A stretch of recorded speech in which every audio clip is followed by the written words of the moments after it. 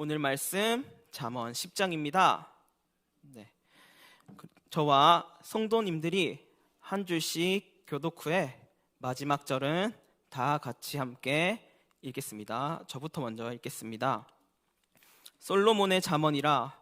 지혜로운 아들은 아비를 기쁘게 하거니와 미련한 아들은 어미의 근심이니라.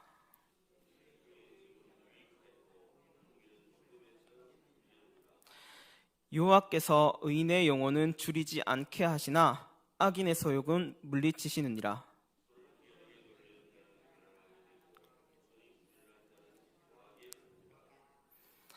여름에 거두는 자는 지혜로운 아들이나 추수 때 자는 자는 부끄러움을 끼치는 아들이니라.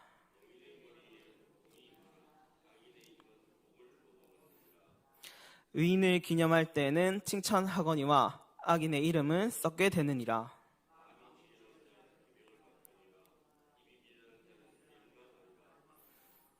바른 길로 행하는 자는 걸음이 평안하려니와 굽은 길로 행하는 자는 드러나리라.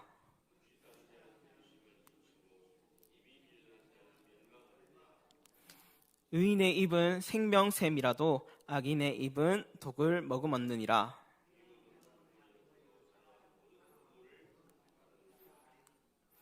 명철한 자의 입술에는 지혜가 있어도 지혜가 없는 자의 등을 위하여는 채찍이 있느니라.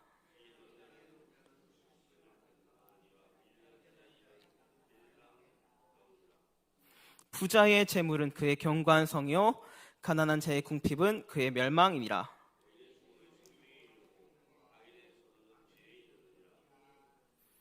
훈계를 지키는 자는 생명길로 행하여도 징계를 버리는 자는 그릇 가느니라.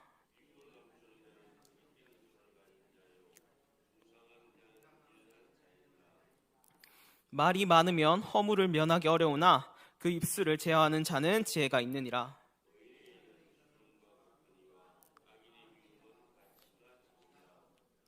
의인의 입술은 여러 사람을 교육하나 미련한 자는 지식이 없어 죽느니라.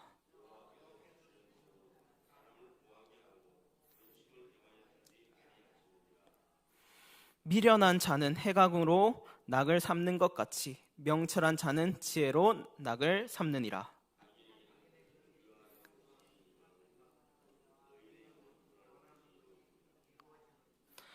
회오리 바람이 지나가면 악인은 없어져도 의인은 영원한 기초 같으니라.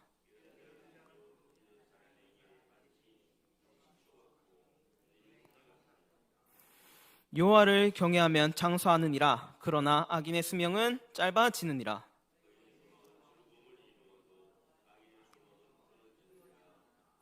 여호와의 도가 정직한 자에게는 산성이요 행악하는 자에게는 멸망이니라.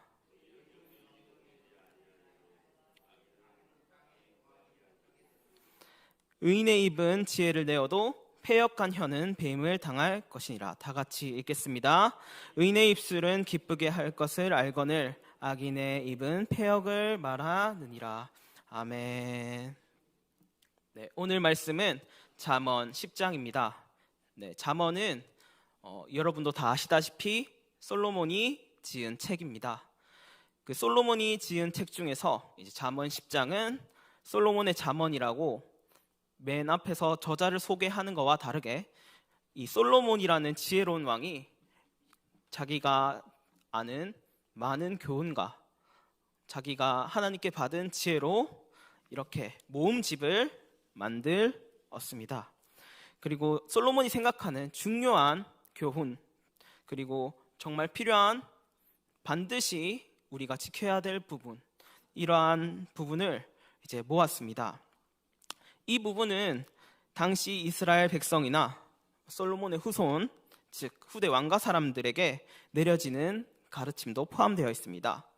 지금 현실적으로 이 잠언 10장을 우리에게 적용해 본다면 이 솔로몬이라는 이 지혜로운 사람이 그리스도인은 어떤 방향으로 살아야 되고 어떤 가치를 가지며 어떻게 생각해야 되는지 이야기하고 있습니다. 특히 잠언이라는 책 자체가 지혜나 교훈을 이야기하고 있기에 특히 우리들이 살아가는 우리들이 현실적으로 세상을 맞닥뜨려야 되는 부분은 어떻게 우리 그리스도인이 바르게 구별해야 하는가에 대해서 이야기하고 있습니다. 그래서 솔로몬이라는 왕이 중요하게 생각했던 부분은 첫 번째, 그리스도인은 재물을 바르게 구별해야 됩니다. 입니다. 1절 말고 2절을 보면 불의의 재물은 무익하여도 공의는 죽음을 건지느니라. 솔로몬의 왕은 이 잠언 10장에서 1절은 이 잠언 10장이 중요한 가치, 중요한 정체성을 이야기하고 그 다음부터는 그 정체성이 어떠한 기준을 가지고 어떠한 가치에 구별해야 되는가를 가르쳐주고 있습니다. 제일 처음에 나오는 것은 재물입니다. 2절에 재물을 언급하는 것은 악하게 쌓은 창고는 아무런 이득이 없으며 바르며 정직하게 쌓은 재물은 죽음을 피하게 한다고 보시면 됩니다. 이 2절 말씀은 부당한 이득이 지속되지 않는 것이 아니라 사람에게 이익이 되지 않는 것입니다. 정확하게 말하면 이 말은 누군가가 불의하게 행하여서 부를 획득한다면 중요한 가치를 잃는다는 것이고, 특히 불의를 행하는 사람은 금전적으로 이득보다 더 가치 있는 것을 잃는다는 것을 의미합니다. 또 이 2절 말씀은 모호한 방법으로 부를 얻는 것이 자신에게 이익이 될 것이라고 생각하는 사람들에게 경고를 하는 구절이기도 합니다. 특히 2절의 후반부를 보시면 의가 죽음에서 구원한다고 이야기합니다. 생명과 재물은 어떻게 보면 바꿀 수가 없습니다. 생명을 돈으로 살 수도 없고요. 그렇기에 우리는 이익도 중요하지만 가장 중요한 생명이 우리는 지켜야 된다라고 이 2절에서 말씀을 하고 있습니다. 앞에서 많이 이야기했듯이 이 지혜로운 자는 이 재물을 사용할 때도 하나님을 신뢰하고 지혜의 원리를 통해서 이 재물을 다스린다라고 하고 있습니다. 다스리는 게 아니라 하나님이 원하시는 방식으로 재물을 사용한다는 것입니다. 이 말은 하나님을 믿는 사람들이라면 하나님이 원하는 기준을 충분히 알며 앞에 잠언 말씀에서도 충분히 설명을 해 주었습니다. 재물은 지혜롭게 사용하는 것은 삶과 죽음의 문제입니다. 재물로 인하여서 많은 생명이 죽음으로 가는 것을 여러분들은 보게 됩니다. 이 말씀을 적용해서 본다면 하나님은 세상에서 이러한 질서에 따라 살아가는 사람들은 이러한 어리석은 선택으로 재물을 잘못 사용하여서 이렇게 죽음의 길로 가는 것을 막게 한다는 걸 알 수 있습니다. 도리어 재물을 바르게 사용한다면 오히려 죽음으로 인도하는 것이 아니라 나도 그렇고 주변 사람들도 그렇고 공동체를 부유하게 한다는 것입니다. 그리고 잠언 10장에서 또한 재물을 언급하는 구절이 있습니다. 2에서 4절 있고 15절과 22절이 있습니다. 이 부분은 모두 재정적인 번영과 부족함에 대해서 결핍에 관한 것입니다. 여기서 이야기하는 것은 의로운 사람들은 번영하도록 하는데 하나님이 명백하게 관여하신다는 사실입니다. 오늘 말씀에서 의인은 확실하게 무조건 부유하게 된다라는 말씀은 언급하지 않지만 이 오늘 말씀을 보면 하나님의 창조의 질서에 하나님이 창조의 질서에 적극적으로 참여하시고 이것을 유지하시고 평탄하게 하시고 인도하신다는 것을 우리는 알 수 있습니다. 그리고 재물에 대하여서 또 오늘 말씀은 의인과 악인 사이에 대해서 이 재물을 어떻게 사용하는가에 대해 이야기하고 있습니다. 하나님은 이렇게 악인이 사용하는 재물의 방식과 의인의 사용하는 재물의 방식이 너무너무 다르다는 걸 알고 앞에서 보시면 명백히 관여하신다라고 제가 말씀을 드렸는데, 이렇게 하나님께서 재물에 대하여서 명백히 관여하시는 것은 하나님이 재물의 주인이시기 때문입니다. 네, 선한 재물도 있고 악한 재물도 있습니다. 근데 선한 재물은 사용하면 사용할수록 하나님께서 관여하셔서 더욱더 부유하고 번성하고 충만하게 하시지만, 악한 재물은 알곡이 없는 쭉정이와 같이 바람에 흩날리는 겨와 같이 겉은 있어 보이나 사실은 사라지고 없어지고 허무하게 되는 것을 알 수 있습니다. 또한 이 하나님이 말씀하시는 분은 사람의 자신의 노력 그리고 이러한 생각이 결과적으로는 부에 어느 정도 영향을 미치지만, 하나님께서는 이 부를 성실함과 부지런함이 내 노력뿐만 아니라 이 가치가 하나님께서 원하시는 부분이기 때문에 하나님이 원하시는 행동을 하는 사람들은 재정적인 상황에도 영향을 미쳐서 부족하지 않는 부의 상태를 가져온다고 이야기합니다. 앞에서도 이야기했듯이 하나님을 믿으면 부유해진다라고 제가 이야기하는 것 같아 보이지만, 사실은 잠언에 대해서 이야기하는 것은 사람들이 안전을 위해서 이 부를 신뢰해야 된다고 주장하는 것은 아닙니다. 부라는 개념은 선과 악의 개념이 아니며 옳다 그르다의 개념도 아닙니다. 오히려 이 잠언은 재물이 삶의 기준이 되어서는 안 되고 단지 과정뿐이며, 우리는 이 재물에 휘둘리지 않고 오히려 재물을 바르게 다스려야 되고, 특히 재물에 대해서 생겨나는 욕심을 분리해야 되고 경계해야 되고, 그리고 그렇기에 이 재물을 바르게 사용해야 된다라는 관점으로 이야기를 하고 있습니다. 아브라함이 보시면 하나님께서 주시는 복은 아브라함이 복을 받아 부유하게 됐고 아브라함이 성실하게 돼서 많은 재산을 얻게 되었지만, 많은 사람들께서, 많은 성도님들이 아시는 부분은 아브라함이 부를 늘렸을 때는 오히려 아내인 사라를 거짓말로 누이로 속여서 왕에게 많은 재물을 받게 되는 사건을 기억하실 것입니다. 그렇기에 우리의 노력과 성실함과 부지런함이 중요하지만, 또 하나님께서는 부를 다른 방식으로 우리에게 주신다라고 생각할 수 있습니다. 이것은 막연하게 부유한 것이 아니라 하나님의 방식으로 부유하게 되고 부유하게 되는 방식이며, 이 부유함은 또 나중에 선하게 사용됨을 기억해야 됩니다.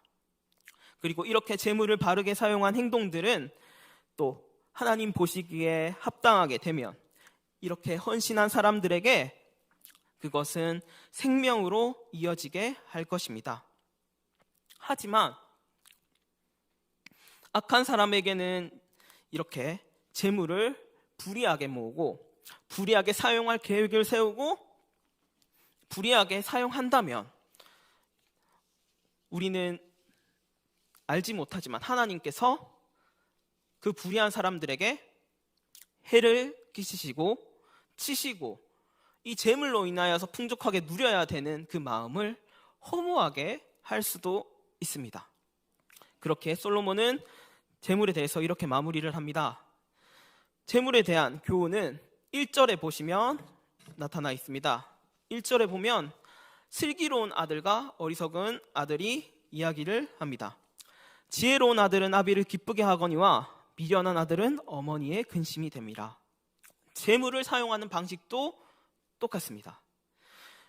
지혜로운 아들은 이 공동체와 나와 주변 가족들을 번영하고 하나님을 충만하게 하지만, 반대로 어리석은 아들은 오히려 가족들에게서 민폐가 되고 공동체에서 좋지 않은 상황으로 흐르게 되며 나중에는 자기 자신을 스스로 멸망에 이른다고 이야기합니다.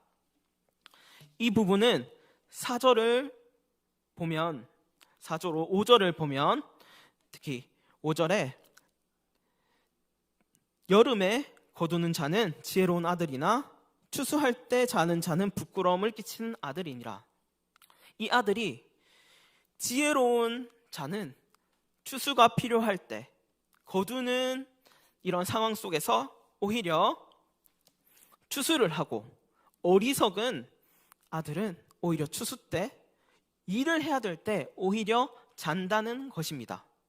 이것을 생각하게 되면 각각 지혜로운 아들의 가족이랑 어리석은 아들의 가족이랑 매우 나중에 되면 다르게 될 것임을 이야기하고 있습니다. 그리고 다음 재물을 언급하는 15절을 보시면 부자의 재물은 그의 경관성이요 가난한 자의 궁핍은 그의 멸망이니라. 여기서 보면 가난에 대한 중요한 개념을 제시합니다. 여기서 궁핍은 도덕적으로 부족해서, 아까 전에 제가 이야기했듯이 하나님을 믿으면 성실하고 부지런해야 된다, 그리고 그 반대로 생각하면 성실하지 않고 부지런하지 않으면 이라는 도덕적인 평가를 하는 것은 아닙니다.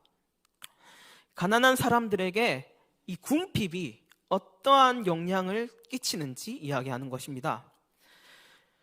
무조건적으로 가난한 것이 나쁘다라는 것이 아니라 어느 정도 성실함과 부지런함이 있다면 가난한 부분은 면하게 된다는 것입니다. 이 말씀은 가난이라는 재난이 닥쳤을 때 이 가난한 자는, 궁핍이 가난한 자에게 닥쳤을 때 이 성실함과 부지런함이 없다면 이런 보호와 이 완충이 없기 때문에 나중에는 죽음으로 이어진다는 것을 이야기합니다.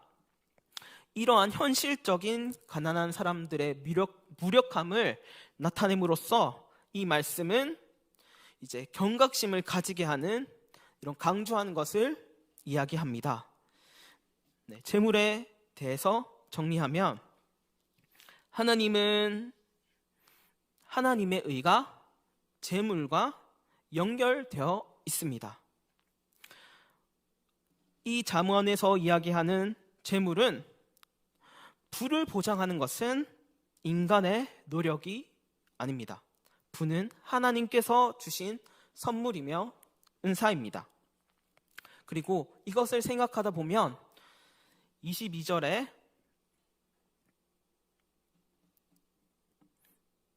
여호와께서 주시는 복은 사람을 부하게 하고 근심을 겸하여 주시지 아니하느니라. 네, 아멘. 이 22절에 보시면 이 하나님께서 주시는 복을 사람을 부하게 합니다. 이 부하게 하는 것은 이 부함 안에 고통과 슬픔과 비탄과 거짓을 포함하지 않는 것을 이야기합니다. 그렇기 때문에 이 구절을 보면 재물을 사용하고, 그뿐만 아니라 특히 재물을 모으는 과정에 있어서 우리는 합당하게 그리고 선하신 뜻에 따라 모아야 된다는 것을 이야기합니다. 그러면 하나님께서는 이 모습을 보시고 바르게 모으고 바르게 쓰였다면 하나님께서는 축복을 더하여 주시고 복에 복을 더하여 주시지만, 이 재물을 불의하게 모으고 불의하게 사용하고 악한 계획으로 이어지게 한다면 하나님은 거기에 대한 대가를 요구하시며 앞에서 이야기했듯이 마지막에 좋지 않은 멸망으로 최악의 결과를 맞이하게 된다는 것을 알 수 있습니다. 네, 두 번째로는 어리석은 자와 지혜로운 자에 대해서 이야기합니다. 명철이나 지혜는 앞에서도 이야기하고 있으며 지혜와 교훈의 표현도 잠언에서 많이 들어봤을 것입니다. 앞에서도 나와 있듯이 의인은 하나님을 경외하는 것이며 악인은 그렇지 않고 자기 생각만 하고 선택도 자기 뜻대로 하고 자기 마음대로 간다는 것을 이야기합니다. 특히 이 오늘 잠언 10장에서 미련한 자, 이 솔로몬이 중요하다고 생각하는 그 모음집에서 이 미련한 자와 게으른 자, 어리석은 자, 악인에 대해서 어떻게 이야기하는지 한번 보도록 하겠습니다. 8절에 보면 8절과 10절을 보면 8절은 마음이 지혜로운 자는 계명을 받거니와 입이 미련한 자는 멸망하느니라. 그리고 10절을 보시면 눈짓하는 자는 근심을 끼치고 입이 미련한 자는 멸망하느니라. 이 말씀이 있습니다. 이 말씀은 지혜로운 자와 어리석은 자에 대해서 어떤 방법으로 어리석음을 드러낸지 알 수 있습니다. 선한 자는 우리는 보면 다 하나님을 경외하거나 하나님을 아는 것으로 모아집니다. 하지만 어리석은 자들은 어리석음의 결과가 너무나 많습니다. 그래서 먼저 어리석은 사람들은 이 어리석음이 첫 번째로는 멸망을 하게 된다라고 이야기하고 있습니다. 8절에 보면 8절의 후반절 미련한 자는 멸망하느니라. 그리고 10절 후반절도 미련한 자는 멸망하느니라. 이 멸망하는 사람도 있습니다. 그것뿐만 아니라 8절을 보면 어리석은 자는 자기의 말을 사용하여서 자기의 어리석음을 드러낸다라고 이야기하고 있습니다. 이러한 지혜로운 자는 다른 사람이 지혜로운지 아니면 현명한지 판단하는 방법은 겉으로 드러나는 행동을 봅니다. 특히 8절에 이 계명을 받거니와 이 계명을 지키는 자, 이 계명이라는 단어는 종종 명령이라는 의미도 있지만 지시나 이러한 일반적인 발음, 도덕을 의미하기도 합니다.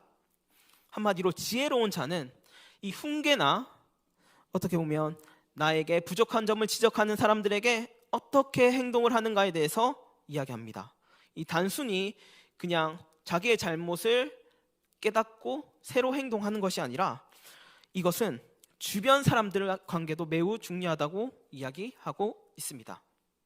주변 사람들 관계가 훈계를 받음으로써 내가 훈계를 너무 싫고 받아들이지 않게 된다면 이것은 내게 좋은 말을 해주는 사람도 오히려 떠나게 만드는 선택을 하게 될 것이며 내가 아무리 어리석어도 나에게 좋은 사람, 나에게 조언을 해준 사람을 마음속에 깊숙이 받아들이게 된다면 이 사람도 나에게 좋은 관계로서 다시 세워진다는 것입니다. 한마디로 어리석은 사람들은 좋은 사람이 주변에 있어도 놓치게 된다는 것을 이야기하고 있습니다.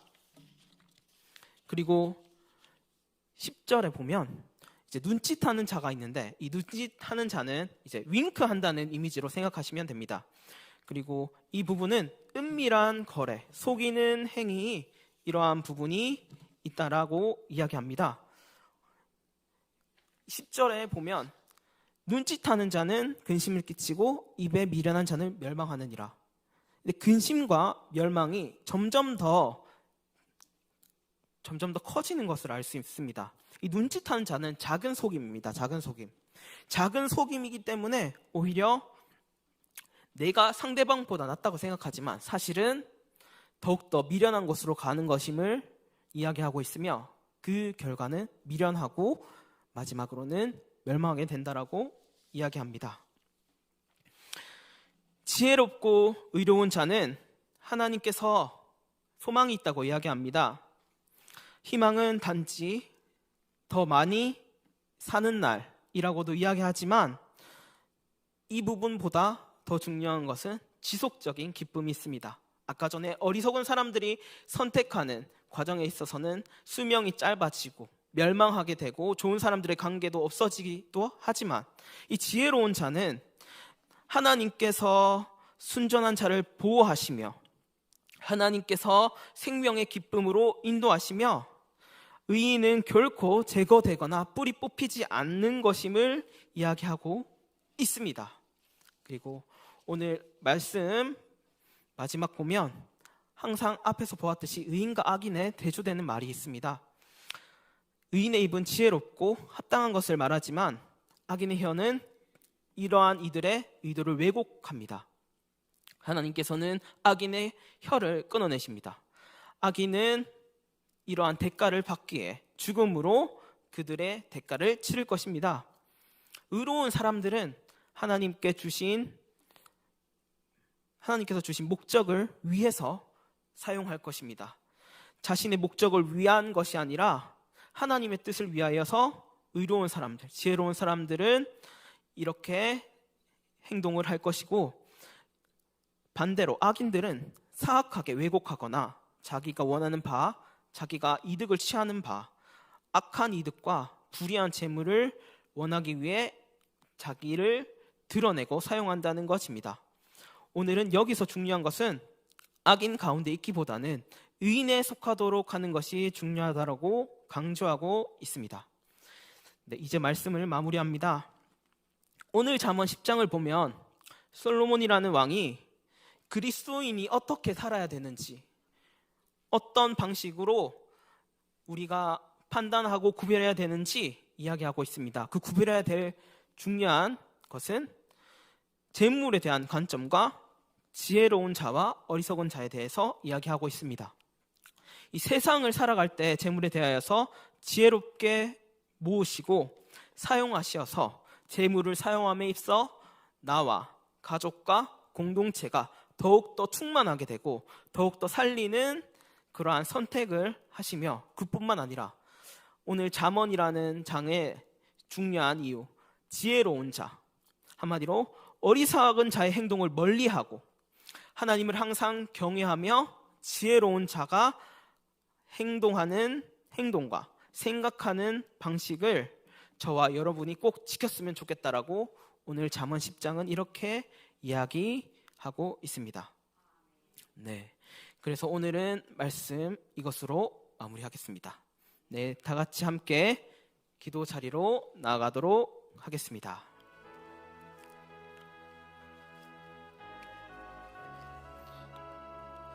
네,